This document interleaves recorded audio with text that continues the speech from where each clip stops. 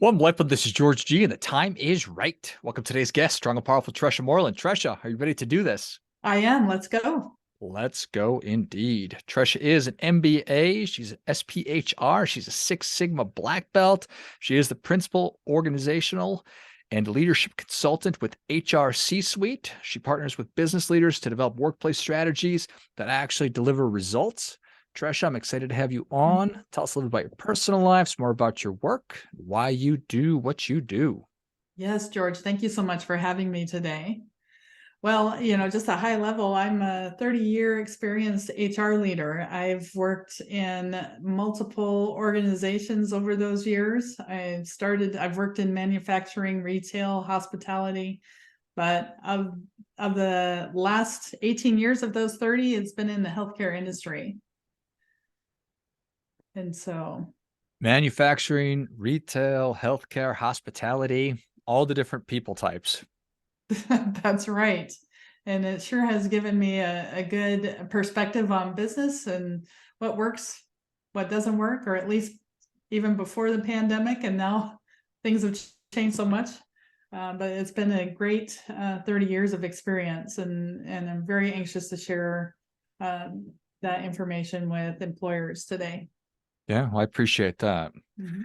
So, not that there's ever a time that's not interesting or uninteresting, but we are living through, or hopefully, knock on wood, have lived through a really extra interesting time, and maybe things will slow down a little bit. Obviously, coming out of the pandemic, and then we had the great resignation, and now we're quietly quitting and quietly firing people and everything else. And it does feel pretty chaotic. Oh, absolutely. I would say just about everything in the workplace has changed. I tell you what, I was in the middle of writing a book just as the pandemic had started, and I had this perfect what I thought was an outline, and it's on navigating the healthcare workforce shortage. Oh no, then COVID hit, and boy, did everything change. And thankfully had a gracious publisher that was patient and gave me time to put a pause on the writing just so we could observe what was happening. And absolutely everything in the workplace changed.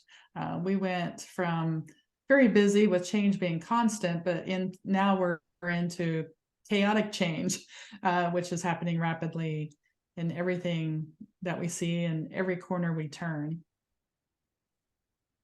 So, there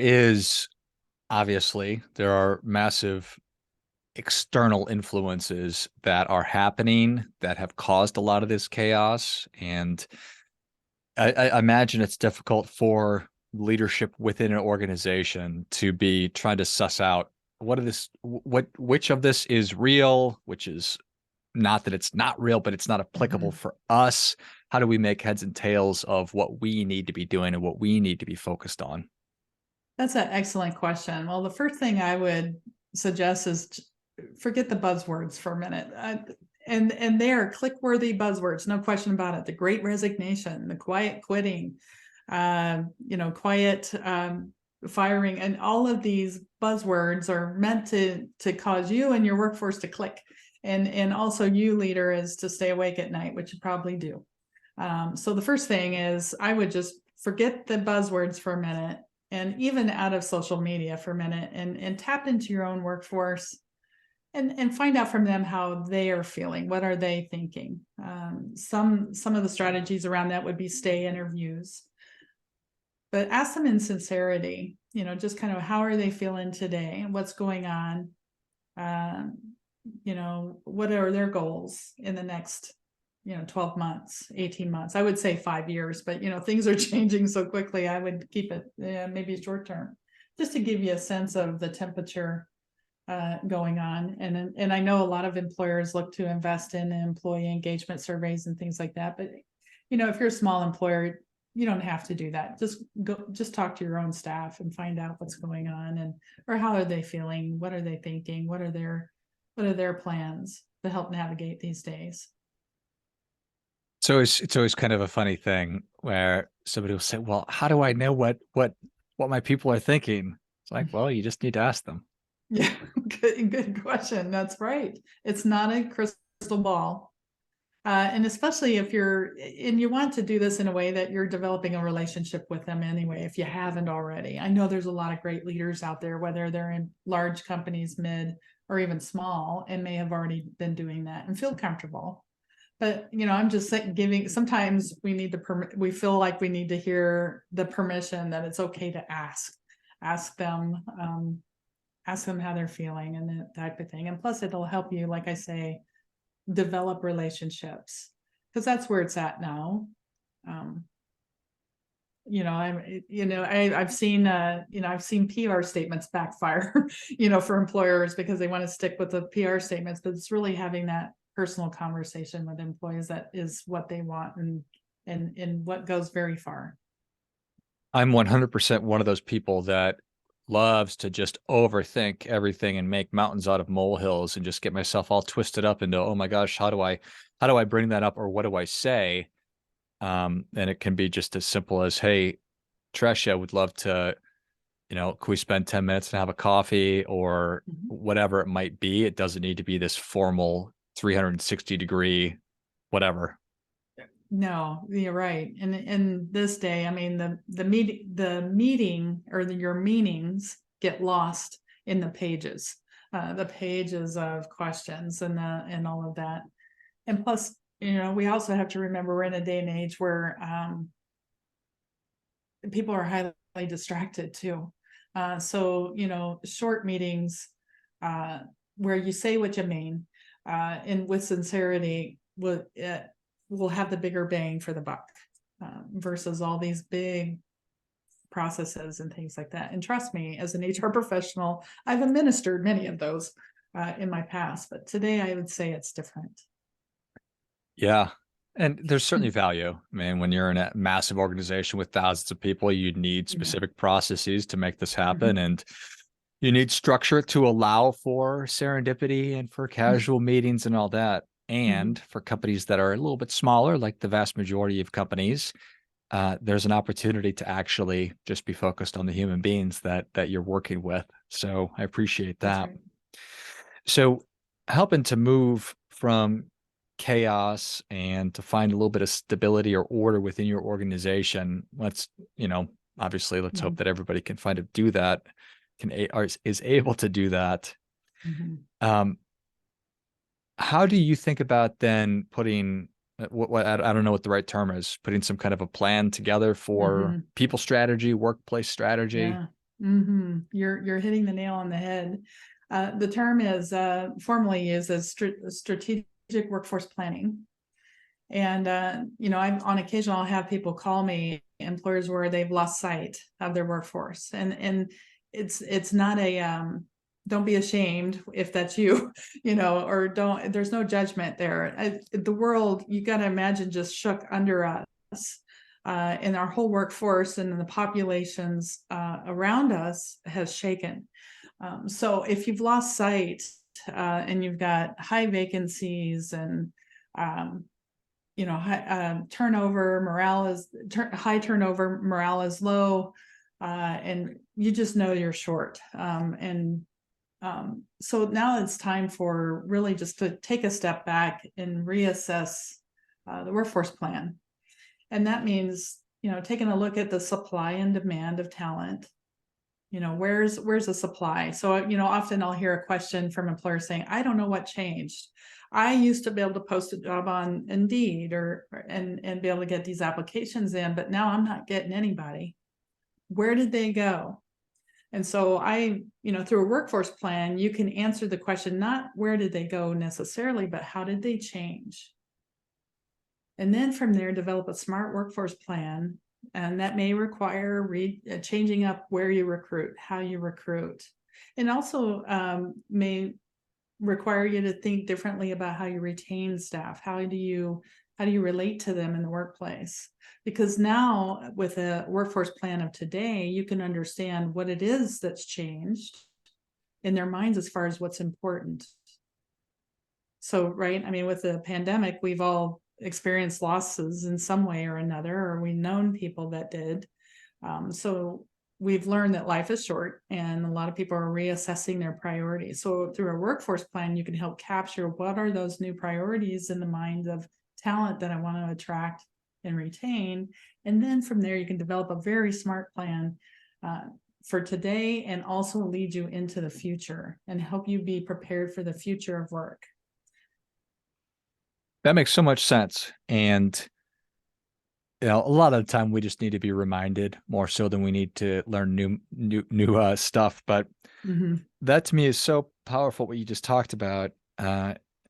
And that's, do I have a really good understanding of who my ideal candidates for the roles that I have are? Who is that person? What are the qualities that I'm looking for? And then once I understand that, how can I make my organization more attractive to make sure that we're making a good selection decision on both of Mhm. our parts? And then how, once I get them in the building, how do I retain them by making Mhm. sure that I'm actually delivering on the things that I'm talking about, so it's not a bait and switch where people are going to be mad at me and ended up leaving quickly. Yes, very good point.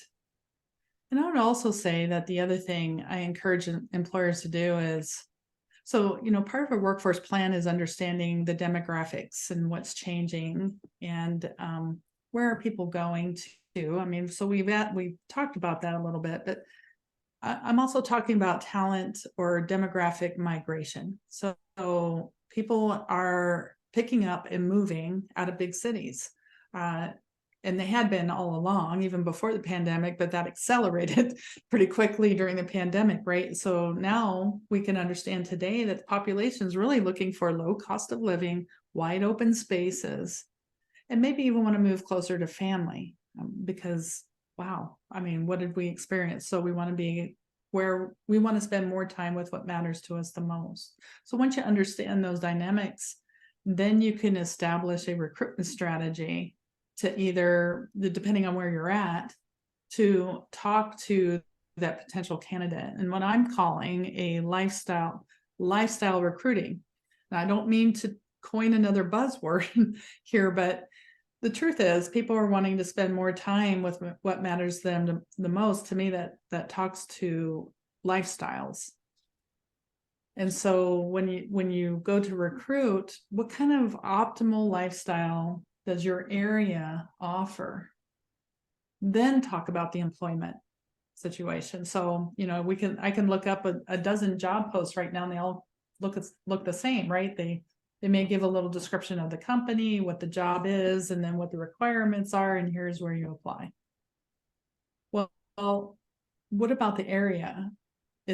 What kind of lifestyle could I expect for myself and my family if I were to move there? Those are important things to include, I think, today in a job post. And that's information that's informed by a solid workforce plan. I think that's awesome. Mhm. And it makes so much sense that if I'm trying to attract people to a certain area, that I would want to highlight the areas or the different Mhm. attributes of that area. That's right. And obviously, there's going to be some folks or some companies who are just going to be hiring remote. How are you seeing that with a lot of your folks? Would people rather have? And I guess it's kind of a dumb question. I think I'd always rather have the ability to bring my people into the office at least every once in a while. Yeah, and I don't think when it comes to the workforce, there is any such thing as a dumb question, because it seems so fluid today, and remote work has offered that reality to us. So I often tell employers, we used to worry about competing for talent with the company down the street or across the town. But now we're competing for talent with an invisible competitor for talent, and that's remote work. And it's still, and you'll see a lot of conflicting information. I even saw a graph on Twitter yesterday showing that remote work jobs are going down. But the truth is they haven't disappeared completely, and there are companies that have committed not to do away with it. So we can't assume that they're going to go away and I can just require all my workforce tomorrow to come in, or even 2 weeks from now, or even a month from now, or 6 months from now, because they may leap and go work for a remote employer. I think that's still going to be an element of our reality today. or even tomorrow.